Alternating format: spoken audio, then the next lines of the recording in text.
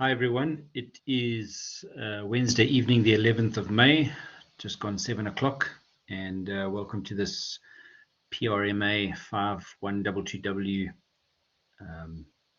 collab session, looking at specifically the second part of the assignment, and particularly within that, I want to look tonight at the network diagram and critical path method, and hopefully we can make some sense of that. Before we launch in, how are you guys doing? Any questions or comments from Shanice or Tanaka? So far you guys are here. Looks like somebody else is trying to join, but I can't gather what they're, if it's not getting through. Any questions or comments? You're welcome to type questions, thanks Shanice, or just simply unmute and chat if you want to. Okay, let me share my PowerPoint presentation. Thanks, Tanaka. Get that going. You know what? It would help. Let me just change, sorry, the settings on this so that it shares properly.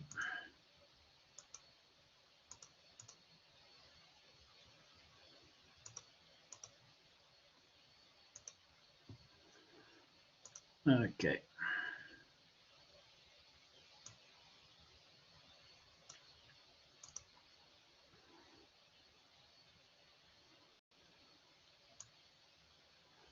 Okay, so you're seeing my screen. That's cool. And if we've got any questions as we go along, just shout, and that'll be good. Okay, so PRLab number 6, 11th of May. I don't need to repeat this, just when we are due to hand stuff in, the second task of your portfolio of evidence is due on the 30th of May by 9 p.m. and your final task is due a couple of weeks later. We will have at least one, if not two more sessions, well, at least one more before the end of this month, and at least another one before the final session or the final hand-in. So assignment task 2 is looking at a work breakdown structure for 20 marks, a budget for 15 marks, a Gantt chart for 50 marks, and that's where you can actually do pretty well. You can actually, it's not difficult to get many of the marks. You can easily get 35 out of 50 of the Gantt chart marks by just doing the basics. Doing what's required, and that can be the bulk of what you need to do. For question 4, which is the network diagram and critical path method, the network diagram itself is not too difficult. The critical path has got a little bit more of a challenge to it, but don't be intimidated by it. And it's the number of marks that are allocated to it. What I just want to highlight for you guys is for the critical path method, I am going to go through it in some detail tonight, but don't let that intimidate you and panic you. Rather, focus on doing the work breakdown structure well, doing your budget well, and doing your Gantt chart well, and focus on those marks. Those are relatively simple to do, and you should be fine. So don't let question 4 hijack the rest of the assignment. Focus on the rest of the assignment, do it, and then work at question 4. And if it's bugging you, don't throw up your hands and give up. You can still get most of your marks with firstly having done task 1 of your assignment and the final task of your assignment, which is relatively simple. You actually, most of the way home with what you need to do. Okay. So the work breakdown structure, and I went through this in our last session, so I'm just going to whiz through it quickly. It's create a work breakdown structure, make sure you've got the levels adequately shown, specific deliverables are shown, work packages and activities are shown for each of those deliverables, and that overall it is adequate. The preferred format that I like is that of an organogram. That is what I like to see. And then it's covered in pages 87 to 91 of the textbook. Also do some basic internet research. And a couple of examples that I've got that I can show. There's the this I showed last time is quite a detailed layout. Here's another slightly simpler layout of a work breakdown structure. Sorry, it's weird. There's somebody, one or two trying to join the meeting, and I don't know what's happening, if it's their network problems, but let's see. Okay, and there's another more complex or more detailed work breakdown structure, clearly showing lots of thought has gone into all the activities that need to happen. So that's a good layout there. And here's another one. This is also from a student submission at the end of last year. So showing you the sorts of things, the way it's set up, giving an example. Okay, so the budget then is determine the budget for one work package or activity. So take a chunk of work that has to happen, one of the activities, and work out the budget for that, and find something that requires some sort of equipment to hire or to purchase, and provide some quotes for that. So provide supporting document of price lists, provide lists from at least 3 different service providers or sellers for any 2 of the resources budgeted for. So they want you to show that you've got stuff set up. Sorry, if you'll just excuse me, I just want to check what's happening with my internet.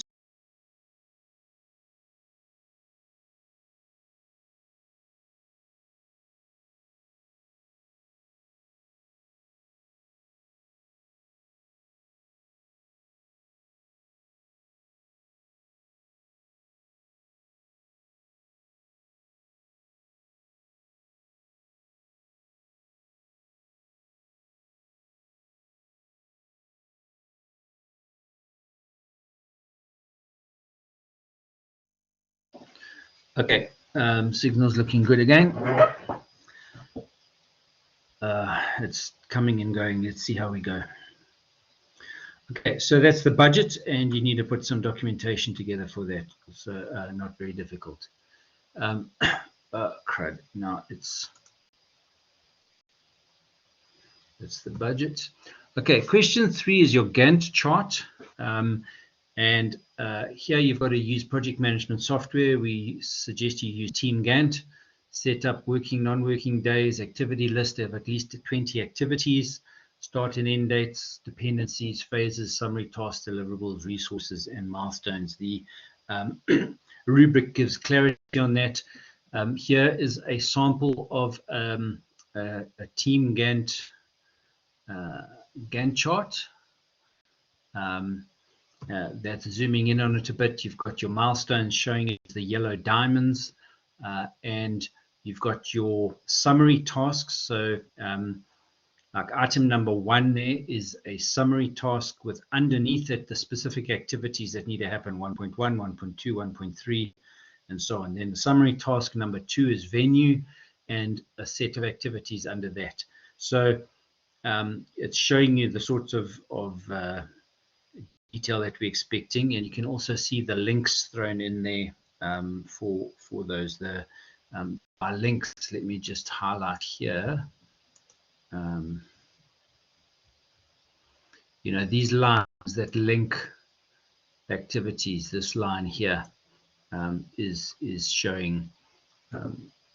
Now here you've got an example of what not to do. You've got a milestone that isn't linked to anything. This should actually say planning completed. My handwriting is terrible with a mouse. So that should say planning complete, and this milestone, this diamond, should follow on actually after all the other planning activities have happened, because this is planning and logistics. Okay, so that's an example of what not to do. Then this is just another team Gantt version with some more information zoomed in, and again you can see here this one is actually showing the people responsible: facilities manager, human resource manager, sound and lights manager, production manager, etc. It's showing you all of that detail. That's just zooming in a bit. You've got your facilities manager here. You've got all of your these are summary tasks with the activities beneath. Another summary task, another summary task there. All the dates showing reflected in your Gantt chart, all the bars showing in the relevant place. So that information's there.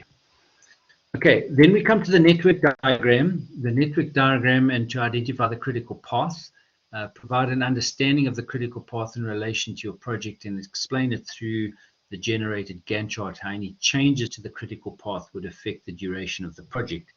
Note, include some screenshots of different duration values to indicate the changes and the effect to the timeline, both negative and positive outcomes.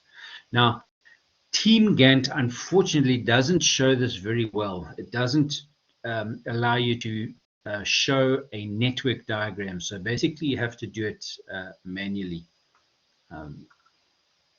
Guys, if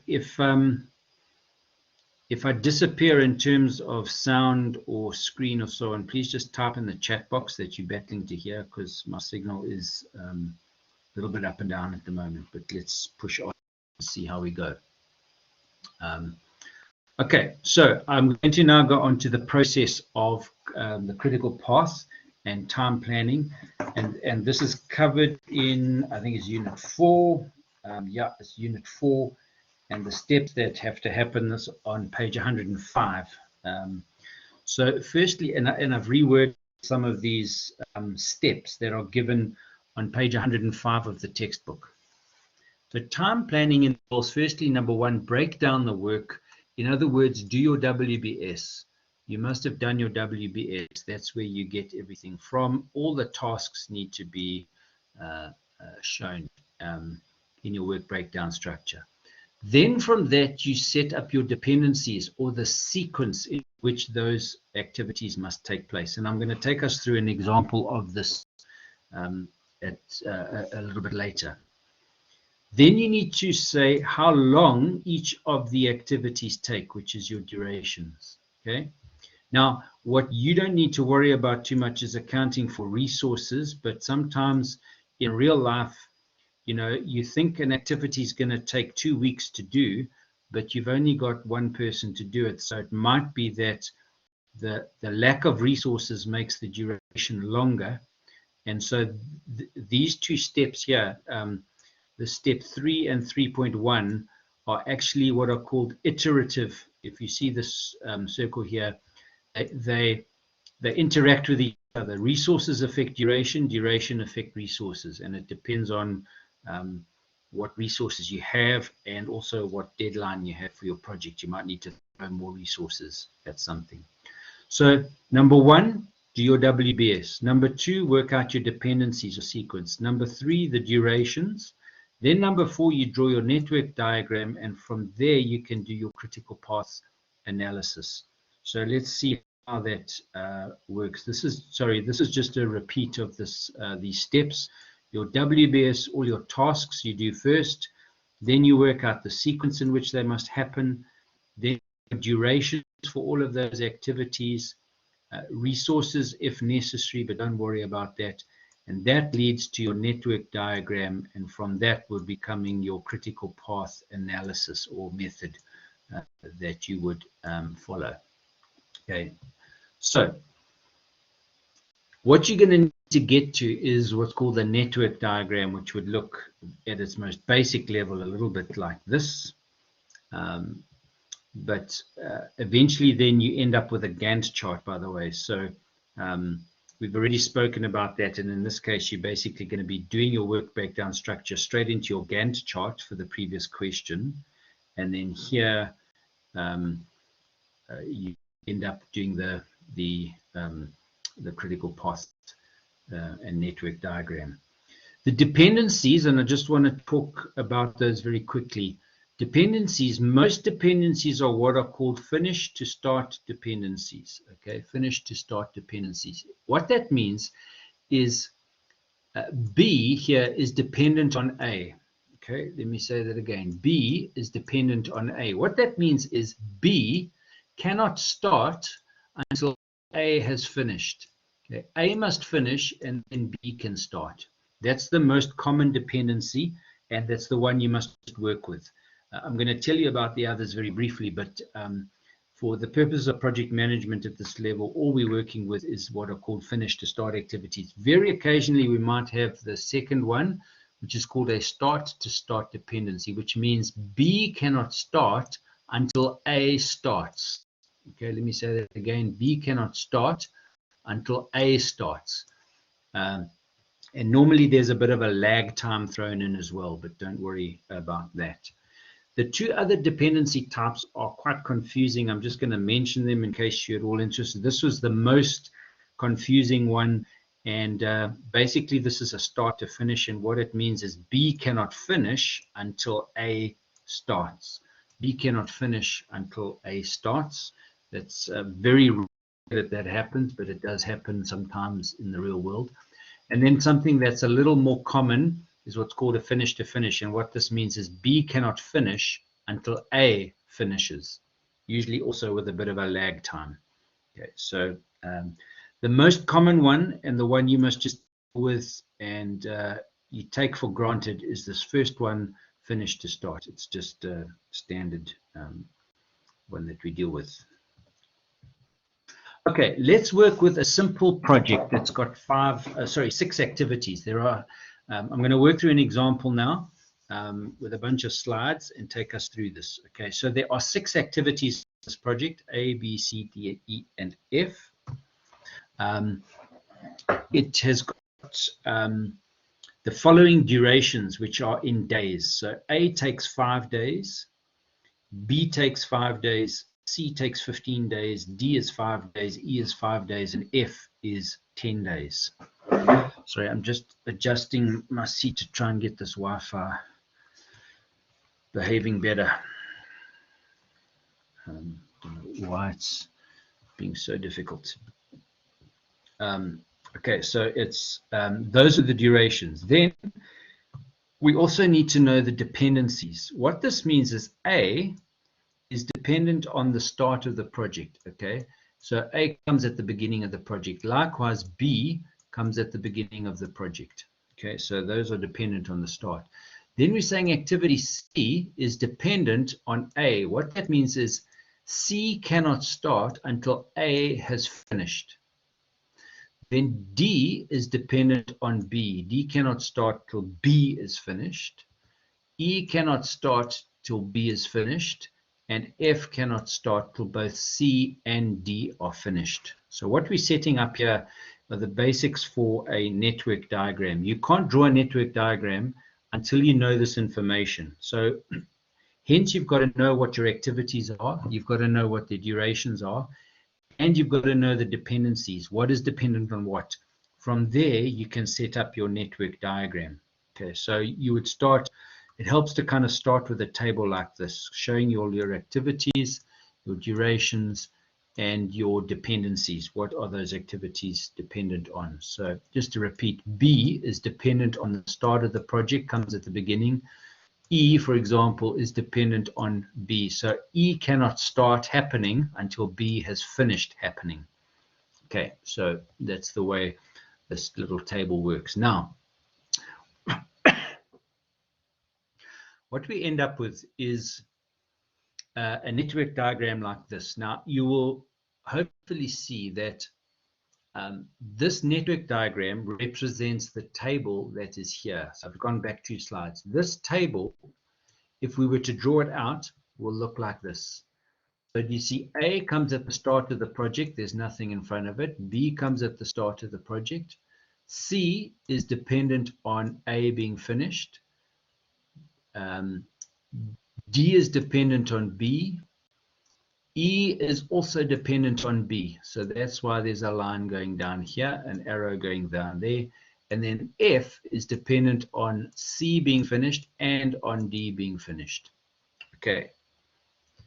So that's what our network diagram looks like. Now, what I've got here is, and this is from page 107, although there's one slight change. There's a table here, got the activity name. So this little box in the top right is what's called the key or explanation. So you've got the activity in the middle of the box. Then you've got the following things: the earliest start, the earliest finish, the latest start, the latest finish, the float time, which we're going to work out a bit later, and the planned duration of the activity. I should have actually mentioned that first. So activity and planned duration. So far, that's all we've got. We've got activity A, which takes 5 days. B also takes 5 days. C takes 15, D takes 5, E takes 5, and F takes 10 days. This information simply comes from this table. If you remember this table, these are the activities, these are the durations. Based on the dependencies we've given, we can then draw it, and we end up with what we have here, this network diagram drawn up. So you see each box represents an activity, and we are going to use these boxes with their little sub boxes in them to do the critical path analysis. So if you draw a network diagram that looks like that, you've already got some of your marks, because that's your network diagram drawn. Okay, you haven't yet started the critical path analysis, but you've shown the sequence or the flow of the activities and how they depend on each other. So that's the first part of this question 4. You've shown the flow or the network diagram for that. Then we go into doing what's called the critical path analysis, and the first step is to do what's called a forward sweep or forward pass, or a first pass, to determine how soon the project can be completed. So how do we go about doing this? Now, the book talks about the 2 methods. I'm going to use the first day as day 0 for this, just to keep it simple. And you can look in the book for that. But basically what you do is you say, what is the, and remember that the earliest start is the top left one here. This is the earliest start. What is the earliest? What is the earliest that activity A can start? It's day 0. Okay. Now, it can start on day 0. Now, it's called day 0 because of the maths involved. You call it day 0. Think of an activity that takes 5 days to do. You start at 8 o'clock on a Monday morning, and you work all of Monday is day 1, all of Tuesday is day 2, Wednesday day 3, Thursday day 4, Friday is day 5, and you finish at 4 o'clock on Friday afternoon. You have worked 5 days, but the first day is called day 1. But if you were to do the maths, it gets out of kilter. So we start at time 0, which is 8 o'clock on Monday morning. Okay, so we call it day 0 for the sake of calculations.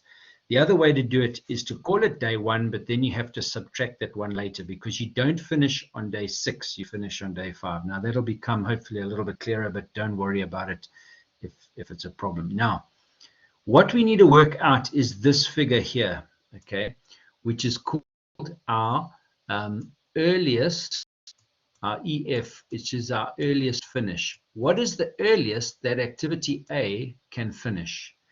Now, the formula for that is early finish, and forgive my writing here, early finish equals early start plus duration, okay?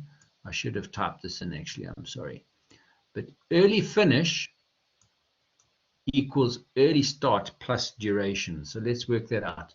0 plus 5 is going to be 5. So let me just put that in there. That will be a 5. Okay.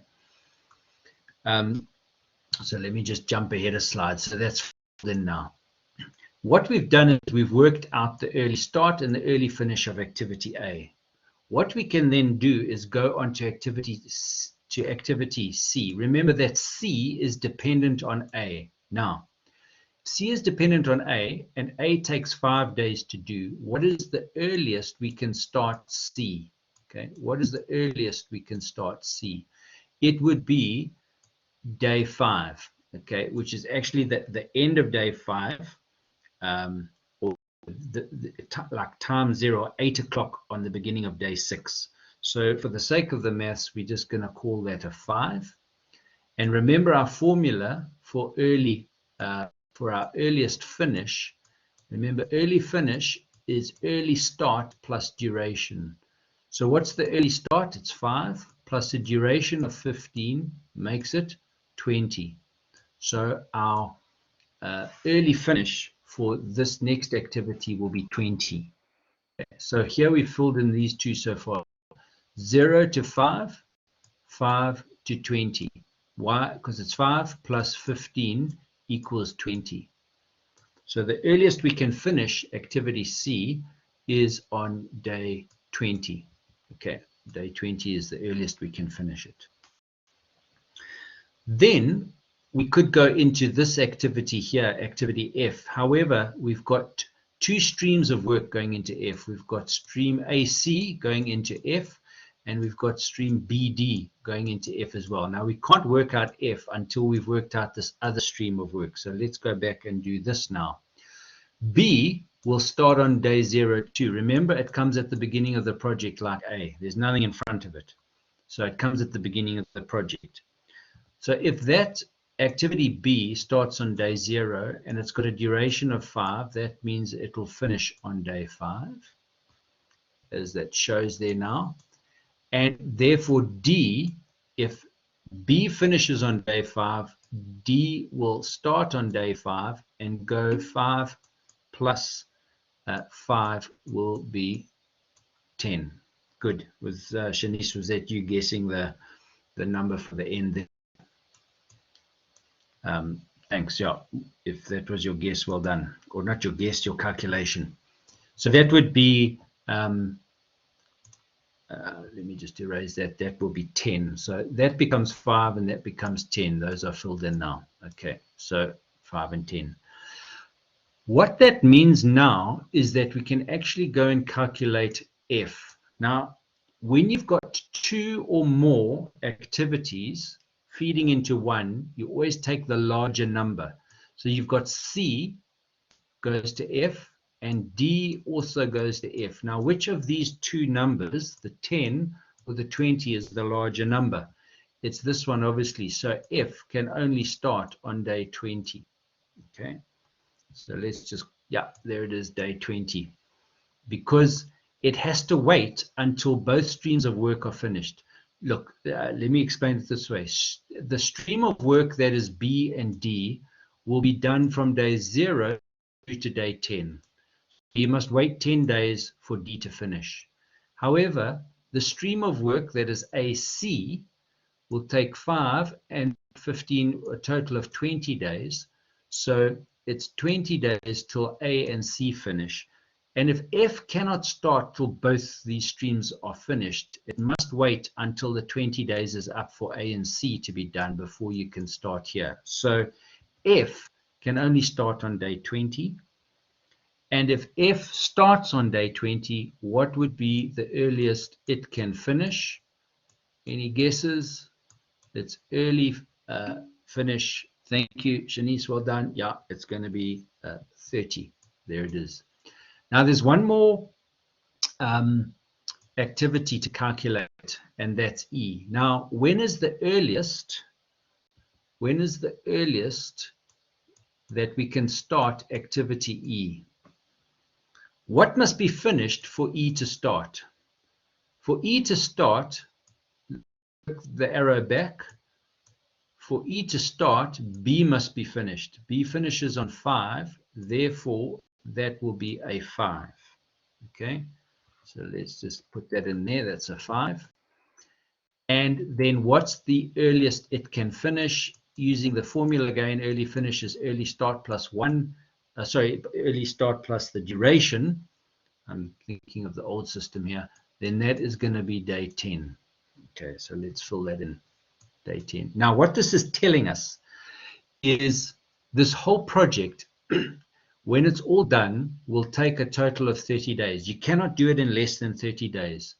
You take 5 days for A, 15 days for B, 10 days for F. That's a stream of work that's going to take 30 days.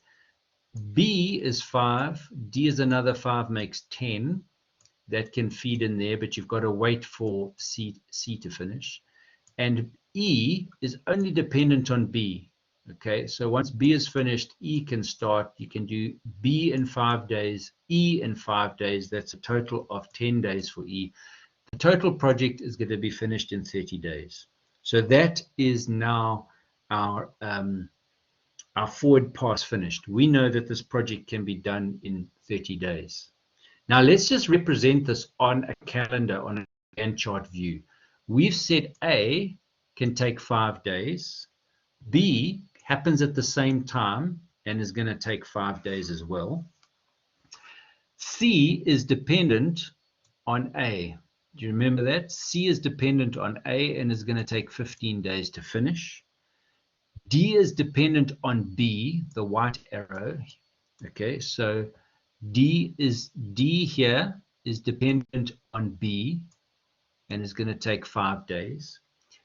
E is dependent on B as well. So let's put that in. E can happen there, right? Because it's dependent on B. And then F is dependent on C as well as D. Okay. So hence the 10-day activity that is F will finish there. Let me just, So that's our total length. Now this is like a very simple Gantt chart. You've got your activities here. This is a calendar showing Monday, Tuesday, Wednesday, Thursday, Friday of week number 1, day 1 to 5. Then it's day 6 to 10 is week 2. Monday, Tuesday, Wednesday, Thursday, Friday of week 3. Monday to week 4. Monday to Friday, week 5. Monday to Friday, week 6. Okay. So you can see the way these activities unfold on a simple Gantt chart view and the way they are dependent on each other. The next step then is to do what's called a backward sweep or second pass. And that's working now from the right-hand side of the project and you work backwards. You go in the opposite direction. And now what do we do? Firstly, if the project can be done in 30 days, we want it done in 30 days. So you start with 30 there. Okay, so you always put the maximum number in on the last activity, and that would be 30 days because we don't want to take any longer than that. That's the time span we're looking at. Now what we want to do is we're working out latest start and latest finish. Okay, latest start and latest finish, which are the bottom, it's the bottom row of each box. So what is the late start of activity F? Late start is going to be equal to late finish minus the duration. Okay, minus the duration. So 30 minus 10 is going to give us 20. Okay, so that number there will be 20. Now, what we need to do is take that number and transfer it to here and to here. Okay, so because these two activities, D goes into F, C goes into F, therefore, if the latest we can start activity F is 20, then the latest we want to finish activity C is day 20, and the latest we want to finish activity D is also a 20. Okay, so let's just put that in there. Then we can work backwards from here. Remember the formula, late start equals late finish minus duration. Okay, so late start is late finish minus duration. So it's 20 minus 15. That number there is going to be 5. Okay, so we've got our 5 filled in here. Then we can transfer that back to here, and then 5. Our latest start here for activity A, our late start here is 5, that number 5, minus the duration, which will bring us to 0. Okay, so there's the 0. It's 5 minus 5 will bring us back to 0. Now we can go to this one here. Okay, so this one is also 20 because D feeds into F, and if the latest F can start is day 20, then the latest D can finish is day 20. Okay, it's going to end at 5 o'clock on the day before the 8 a.m. start of F.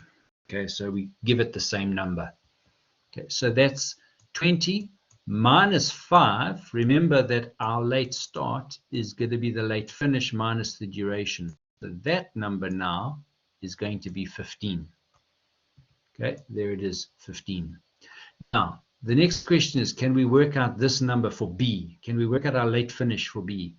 Not really, because we've got 2 activities that feed out of B. D comes from B, and E also comes from B.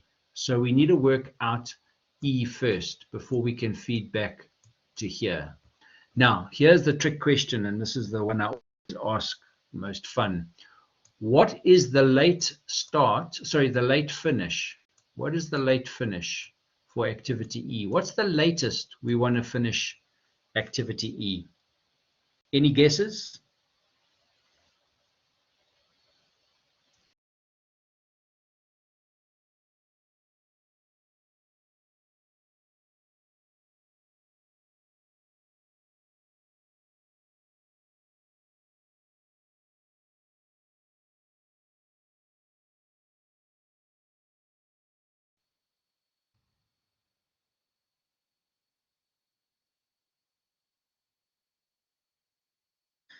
Sorry, can you hear me all right? This is, let me just see what's happening. Okay, sorry, it looks like my share. I'm just going to stop sharing and reshare.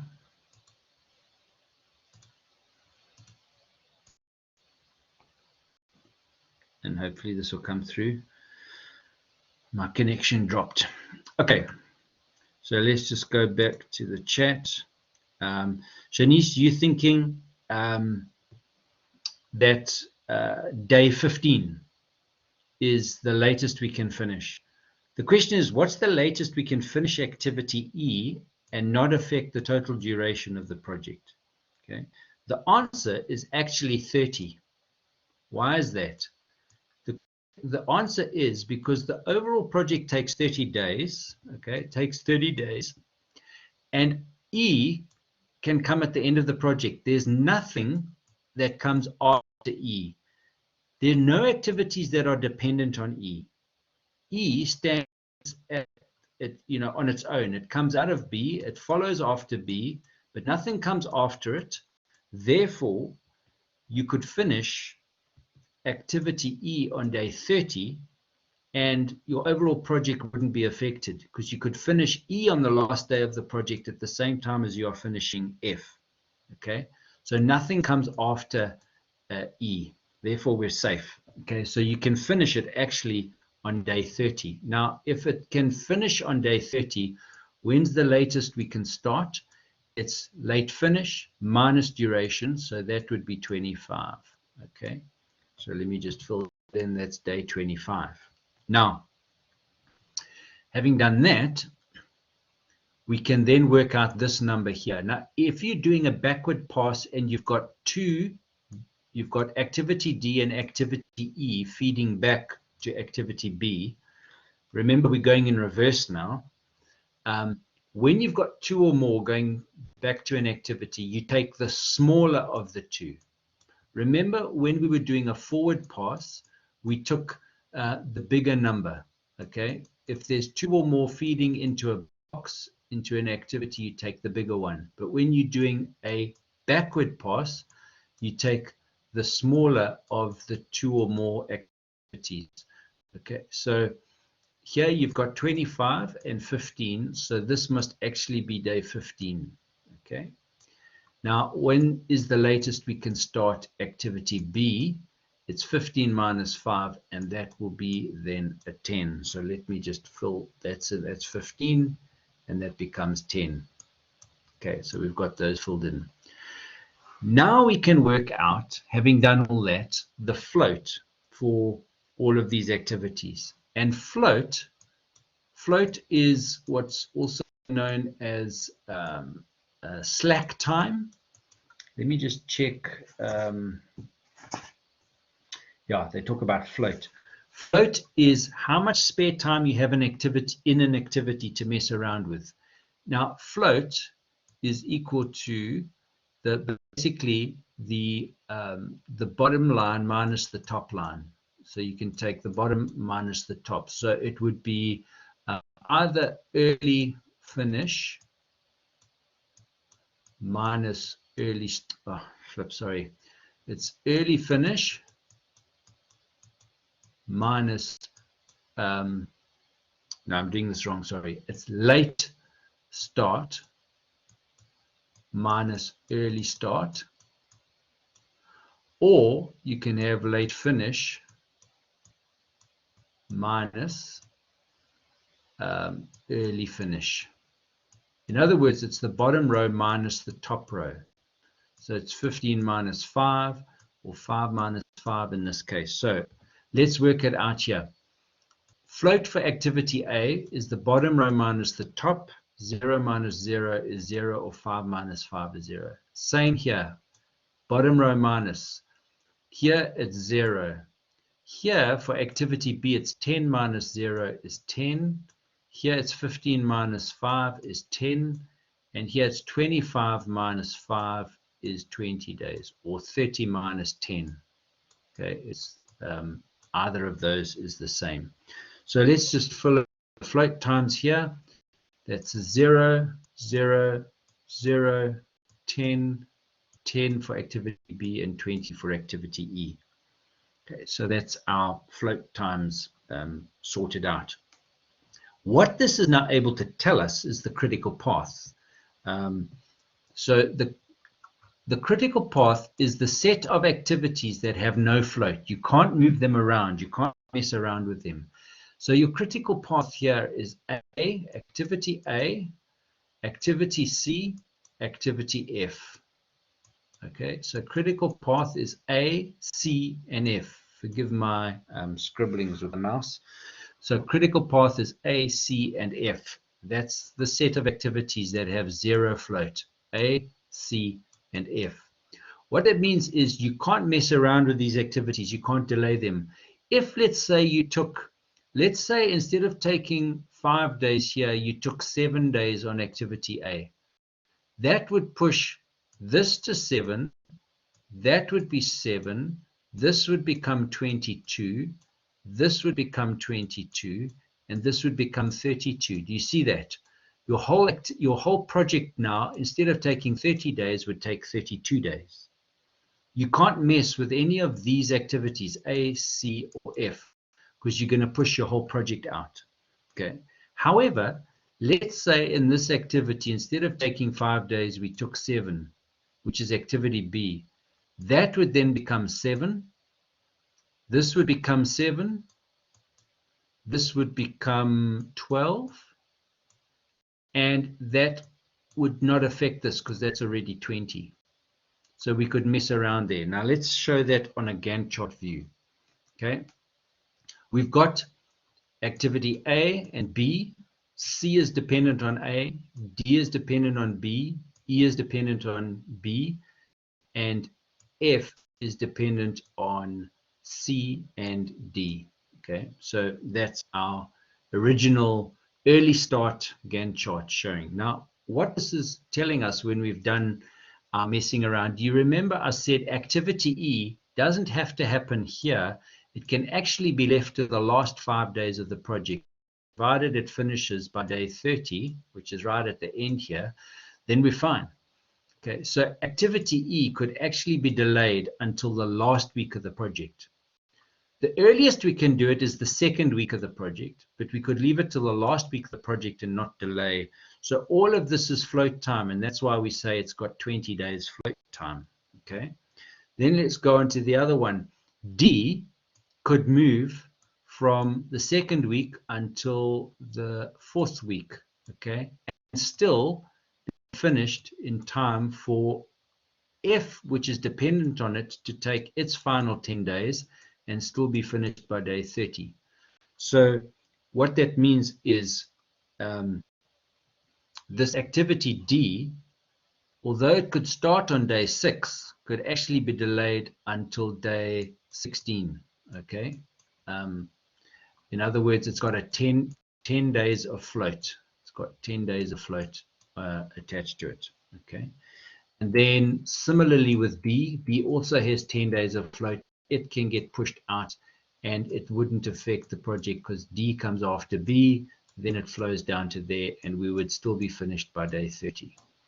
Okay, so that's a kind of a Gantt chart view of showing the difference. So B can shift by 10 days, D can shift by 10 days, and E can actually shift by 20 days. And the project would still be finished on time. However, task A, task C, and task F are critical. You can't delay them at all. If you delay them, you're going to move this out here and you're going to end up finishing not in 30 days, but in 32, 33, or 30 or more days. Okay. So float is when a task has an interval between its earliest and latest possible start date, or it's the period by which a task may be late in inverted commas without affecting the total project duration. So it's any task that has some float or movement between its earliest and its latest start dates, or its early and latest finish dates. Okay. So the critical path then is the shortest direct route to the end of the project. It's the path of tasks which have no float.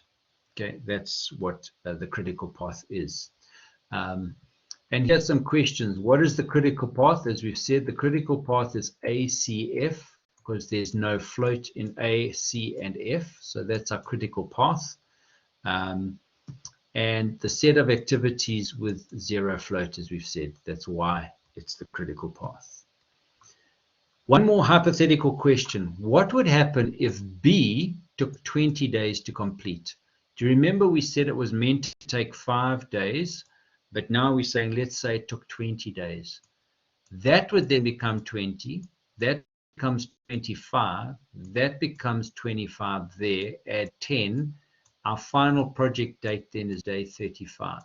So in other words, our critical path now becomes B, D, and F. And these guys become non-critical. And you end up with float here and here. Okay. So that's how the different scenarios play out, and what you need to show in your Gantt,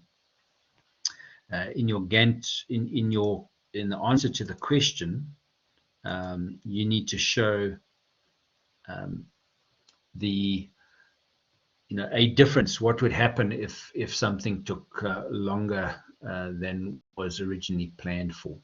Okay, so you're going to need to draw some kind of a network diagram for some of your project, not the whole of your project.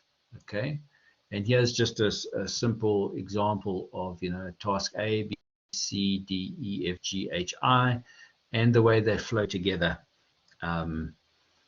If you want, you can do this activity. I'm not going to talk through it. I'm just setting another example. If you want to complete this exercise, this has got 5 activities. What are those activities dependent on, and the durations in the last column. So activity A is 5, 10 days, 20 days, 5 days, 5 days, and the dependencies. If you wanted to do that network diagram, just for fun, that's not an us task. It's not an exam question. Nothing. Now I want to just wrap up by going through the steps in terms of an example and how you might want to work it for doing the answer to this question. And let me give a theoretical, hypothetical scenario of opening a new restaurant. And I start by doing a bit of a brainstorm. And I've got here a whole bunch of activities that need to happen. Okay, so I need internal decor, furniture. There's a repeat there. Sorry. Health and safety permissions. I need to recruit waiters, food purchases, train the waiters, train the chef, recruit the chef. I need to buy kitchen equipment and fit that equipment. I need to buy food. I need to make bar purchases I need to stock the bar with all the drinks, etc., etc. There's a whole bunch of activities. So far, all I've done is done a brainstorm of those activities. And that's a little bit like a work breakdown structure, although I haven't yet put them into categories. Now, if I were to then put that into a Gantt chart, this is not a good Gantt chart. Okay, do not, I'm going to talk to the rest of the group who are not here tonight, because I think Shanice probably and Tanaka, you guys, simply because you're here and made the effort, I think you're probably wise to this already. But for anyone else who chooses to listen to this recording, a Gantt chart that looks like the one I've got on the screen here, which is just like a cascade or step ladder of activities that every activity follows after the one before it and goes like neatly from top left to bottom right. That is not what happens in reality. And a Gantt chart that shows it like this is, it just wouldn't exist in the real world. I've put the activities that are listed here into a bad Gantt chart. I've listed them all down the left-hand side and just said, okay, every activity follows the one before, and it would look like that. The reality is it's not going to look like that. What might happen is something that's more like this. Okay. You've got your site approval. In other words, we're going for a new restaurant and the site has been approved, which means it's an existing building in this case. We don't have to construct anything. We've got office space or a space in a shopping center, and we've got approval that we can put our restaurant in there. Okay, so that's the kickoff point, site approval. Then we need our health and safety permissions, which comes out of the site approval. Then while health and safety permissions are being waited for, we can do the internal decoration, the furnishings, the external signage, and we can start advertising, which is going to carry on all of that time. Okay. And then there's various other links. We can buy the kitchen equipment, install it, recruit the chefs and train them, recruit the waiters and train the waiters. Do you see how they follow after each other? By the way, this is a screen grab from Team Gantt. I did this in Team Gantt. Okay, so this whole layout is from Team Gantt. The one thing Team Gantt doesn't allow it doesn't allow a sort of start to start finish, unfortunately. I wish it did, because that in reality is what would happen. You can start buying the kitchen equipment and you don't have to wait till you've finished buying it before you start installing it. So it shows up as a red line here, but in reality it would actually be a start to start relationship with a bit of a lag. You've got all your activities, food purchases, bar purchases, and then your opening night would happen once all of these activities have finished. There's opening night, which happens there. Now, what would that look like in a network diagram? Now, what I'm suggesting is you're not going to draw a network diagram for your whole project. Take a section of your project and do a network diagram for part of the project, and a network diagram that you can then translate into a critical path method analysis. I've done all of these activities and done a network diagram for them, but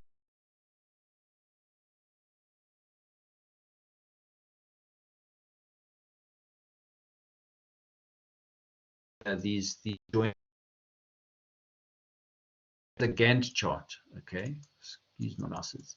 This is a Gantt chart which we've got showing here. It's not a network diagram. In other words, the bars are anchored to the dates that are across the top.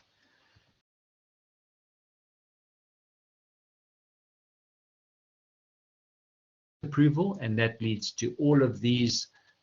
This activity here, 1, 2, my mouse is going crazy here. 2, 3, 4, and 5. Excuse me. And then recruiting chefs is dependent on internal decor and furnishings and health and safety. Buying the kitchen equipment is dependent on health and safety, and so on. And then it follows through. Now, like training the chefs is dependent on recruiting them. Training the waiters is dependent on recruiting them. So all I've done, just to say it one more time, is taken this Gantt chart view, and instead of showing it against the calendar, I've simply shown it as a flow chart of the dependencies. And then finally, opening night is dependent on all of these other activities. Advertising can actually continue. It's got nothing, it can just carry on. You know, you do advertising before opening night, and advertising would continue possibly after opening night. It's just, I've got it showing here all the way to there and actually stopping here. It could continue if it wanted to. Okay. Now, that's kind of a wrap up. What you could then do on this network diagram is take just 2 streams of work. Okay, you could possibly take that stream and the stream of work here, and just take those sections in isolation and do a critical path on those sections of the project. Now, so what I'm trying to say is you don't have to do a critical path analysis and a network diagram for your whole project. Just take a section of your project where there are at least 2 streams of work and show how the timing on these, because now once you've got your network diagram, you could put your durations. So that if that's going to take 5 days, and that's going to take 3 days, and that's going to take 6 days and 2 days, etc. Then you can start working out your critical path analysis and do the early start, early finish, late start, late finish, forward pass, back pass, and so on. Okay, so hopefully you're not even more confused than when we started tonight, but that's kind of the way it would unfold in doing this. So what I'm saying is, don't do a network diagram and critical path analysis for your whole project. Take a section of your project to do a network diagram, and then take 2 or 3 streams of work within that, and do this the critical path method for just a small section, to show that you understand the principle of calculating the critical path. Cool. From my side, I'm done for tonight. Are there any questions, any comments?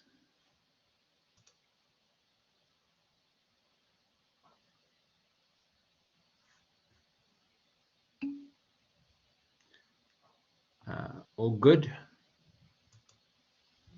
If you've got any questions, please just shout. Sorry, I'm just trying to hitting the button. Okay, Tanaka's good. Shanice, good. Okay, well then we wrapped up in a. That's cool. Thanks for participating tonight. You're free to sign off. We will have another session. I'm just trying to think. We due on the 30th. I just want to have a look here. What is the 30th? Is a Monday, so I'm going to have to do another session, national support session, probably next Wednesday or Thursday night. I'll do a national support session then, and just kind of run through this again and answer or field any questions that you might have, and then I'll also touch on what's due in the subsequent hand-in. Okay, so thanks, guys. You're welcome to sign off and go. And thanks for participating tonight. We'll see you next time. I'll let you know the dates. Cool, cool. Go well.